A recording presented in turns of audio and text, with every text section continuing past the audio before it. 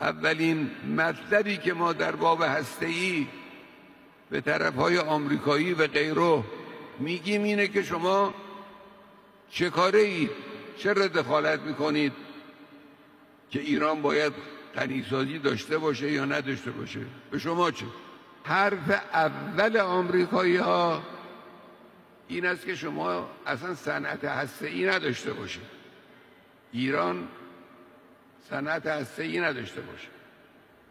شما در رادیو دارو به ما احتیاج داشته باشید، در انرژی به ما احتیاج داشته باشید، در دستگاه آب شیرین کن به ما احتیاج داشته باشید، در دهها رشته مهم دیگر به ما وابسته باشید، اصلا صنعت هسته‌ای نداشته باشید.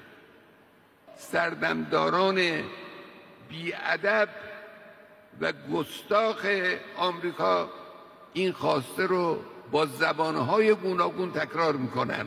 طرحی که آمریکایی‌ها ارائه کردن 100% ضد ما میتوانیم است.